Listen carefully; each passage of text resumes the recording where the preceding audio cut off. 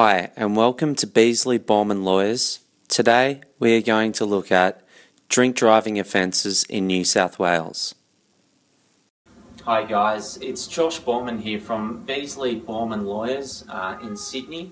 Today what I want to have a chat to you about is a drink driving matter that I had out at Parramatta Local Court only yesterday. And this is in early August 2015. Basically, this matter was, it was a Middle Range PCA offence where the blood alcohol reading was 0.118. So basically the reading was smack bang in the middle of the Middle Range drink driving category. I was in at Parramatta Local Court yesterday and my client instructed me to enter a plea of guilty. However, what we did prior to attending yesterday's court appearance was we put together a well-prepared case in order to try and get my client the best result possible on such an offence. Basically, in order to prepare that matter, we got a number of character references and statements together in support of my client's position. We got a doctor's note basically outlining some of the emotional issues that he had been going through in recent times, which includes the recent separation from his wife and the fact that they do have a 2-year-old daughter together. The doctor's certificate indicated how they were assisting my client with some of the emotional and anxiety issues that he had been going through in recent times. Some of the other statements we got, there was a work reference there just to provide the court with some information that a driver's licence and being able to drive for the purpose of performing his work was an extremely integral part of his role in his employment. And this would also confirm to the court the significant need he has to maintain a driver's licence in order to maintain his current employment.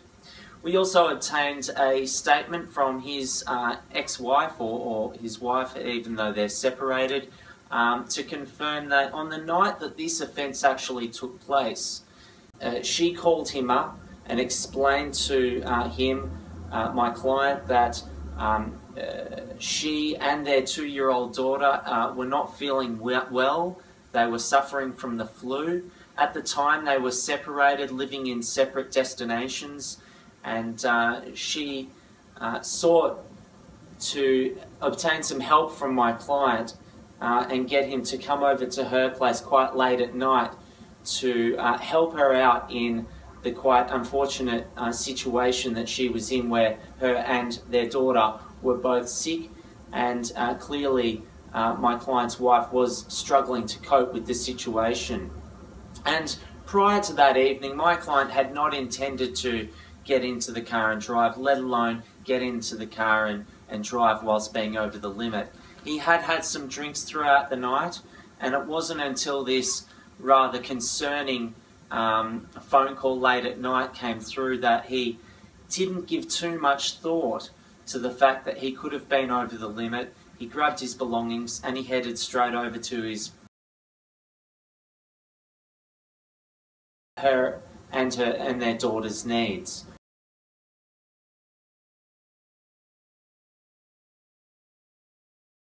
To be somewhat extenuating circumstances as to what led to my client making the very poor decision to drive on the night that this incident took place.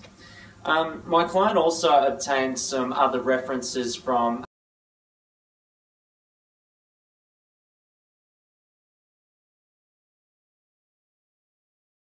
we were able to assist our client in putting together a very strong letter of apology to the court from my client, explaining to the court what had actually happened on the night of the incident.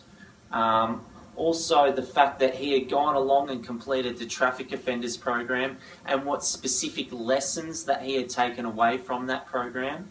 And also explaining to the court how remorseful, regretful he was to find himself in this situation, and the very serious concern that he does have or did have in maintaining his job if he was unable to continue driving.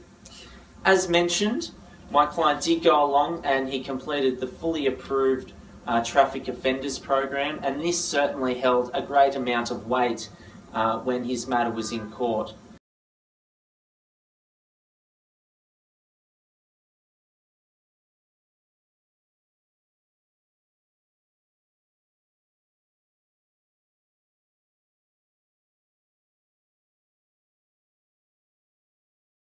Result, I was able to point out that there was no significant aggravating features surrounding this incident. He was the sole occupant of the vehicle.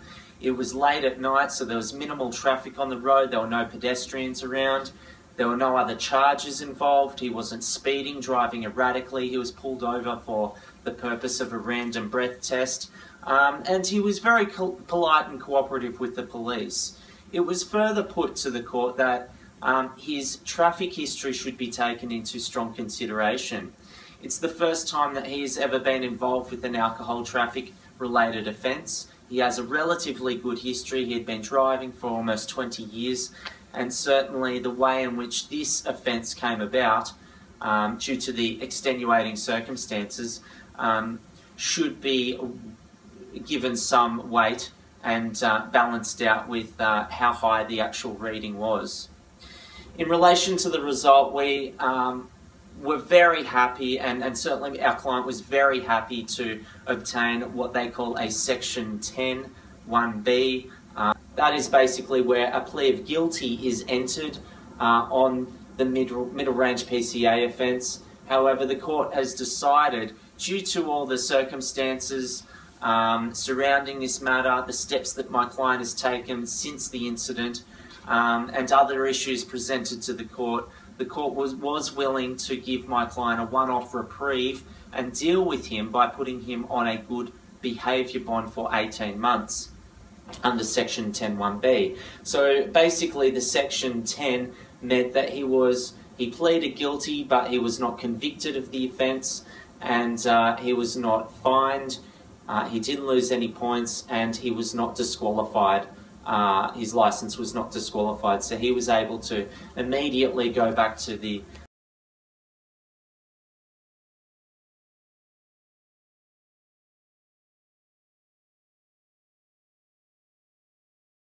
was quite high at 0.118, well into the mid-range level, and certainly our client was very relieved and has taken a lot away from this entire experience, and will certainly be a better person and a much better and safer driver going forward into the future. So guys, you've got to understand that, of course, every single drink driving matter, and we do a lot of drink driving matters, we do specialise in them, every single drink driving matter is different. The facts are different, the circumstances are different, subjective issues surrounding the client's personal life, work situation, and various other issues, they are usually all different for every single drink driving matter. And of course the objective issues as to how the incident came about and how the person was charged are usually always different as well. So each particular drink driving case needs to be handled on a case-to-case basis. A custom case needs to be prepared in order to present it to the court and try to achieve the absolute best result possible for the matter. So guys, fantastic result in this Middle Range PCA offence, which we appeared on out at Parramatta Local Court yesterday.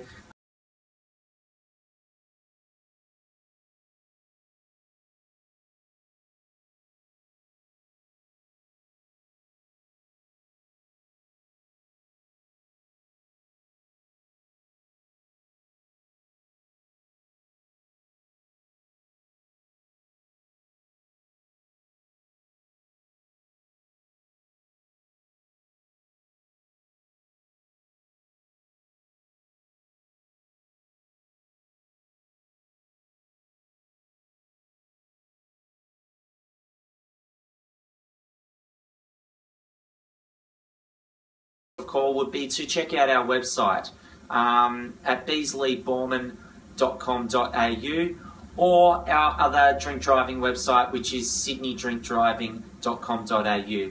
Either website has a lot of information surrounding drink driving laws, case preparation, traffic offender program details, and just a whole raft of information which can bring you up to speed about the situation you may find yourself in. Once you've gone through, read a bit about it, and brought yourself up to date with your situation, once again, please feel free to give me a call, 02 9283 8622 at Beazley Boorman Lawyers, and I'm happy to discuss a little bit more about your situation and potentially if we can help you or represent you on your case, I can explain a little bit more about how we can go about and do that. Thanks guys, appreciate your time.